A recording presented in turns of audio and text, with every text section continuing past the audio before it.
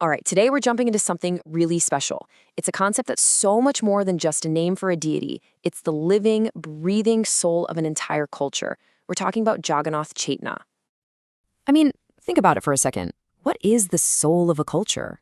That invisible thread that just ties a people together. The thing that shapes their art, their history, their whole identity. Well, for the people of Odisha in India, the answer? It all comes back to one single sacred consciousness. And that is Jagannath Chetana. Now, this isn't just a religious belief, not by a long shot. Think of it more like the cultural heartbeat.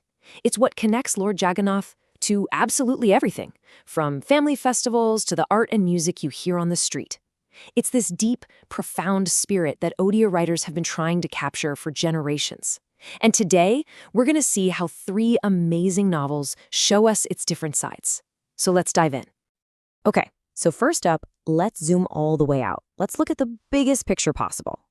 How can a single consciousness become the soul of an entire nation, of a whole people?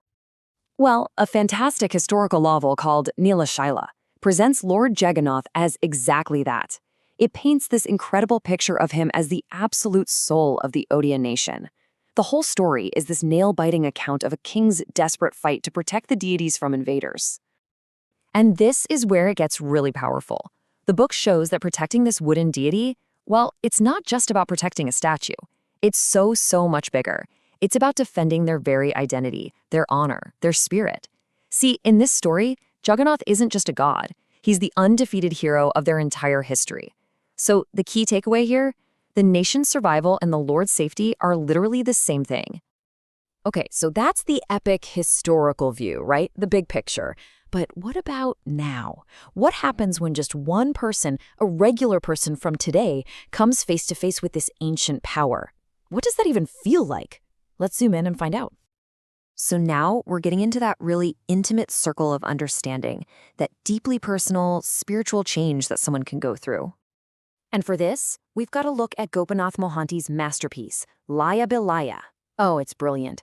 It just perfectly captures the journey of this guy from the super busy modern city of Kolkata who takes a trip to the ancient temple town of Puri. And his first encounter? Wow. It's described as this instant, incredibly powerful connection. The second he lays eyes on the Lord's famous large round eyes, they're called the Chakadola, he just feels this magnetic pull. It's totally overwhelming, a connection that just feels like it stretches across time itself. And this is the moment of transformation. Suddenly, his physical needs, the hunger in his stomach, they just vanish. And what replaces it is this deep spiritual hunger, a kind of longing that's immediately met with this incredible sense of peace. And that right there shows you something crucial. Jagannath Chetana isn't just some old historical idea. Nope, it's a living, breathing force that can reach out and totally transform even a modern soul. All right, so we've seen the national scale, and we've seen the deeply personal, so now let's zoom in one more time, to the final circle. And honestly, this might be the most heartwarming one. Jagannath as a beloved member of the local community. A novel called Shakuntala by Shantanu Acharya does this beautifully. It takes this huge idea of Jagannath Chetana out of the giant famous temple in Puri, and it drops it right into the heart of a small, everyday village. And this is where we get to see the most intimate relationship of all. So in the story, the village's own Jagannath idols get stolen. And their reaction, that's what tells you everything. They don't see it as, oh, someone robbed the temple. No way. The entire village feels it like a deep, personal tragedy, as if a family member was harmed. The Lord's problem is their problem. You see? He's not some distant god way up on a pedestal. He's a part of them, a cherished member of their family. So, what happens when we put all 3 of these powerful stories together? Well, we start to see the whole picture. We finally get a feel for what Jagannath Chetana really is. You've got these 3 different but totally connected sides of the same coin. He's the nation's soul, a historical hero.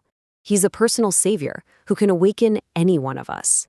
And he's the community's heart, a beloved family member. 3 different roles, but they're all part of one single living consciousness. And really, that's the main thing to take away from all this. Through these incredible stories, you start to get it. For the people of Odisha, Sri Jagannath isn't just a wooden deity sitting in a stone temple. He's a living, breathing, dynamic consciousness, something that has shaped and is still shaping the very heart and soul of their culture. So, look, if this has got you curious and you're thinking you might want to dive into this incredible world of stories for yourself, a really great place to start, a perfect entry point, is the Legends of Jagannath.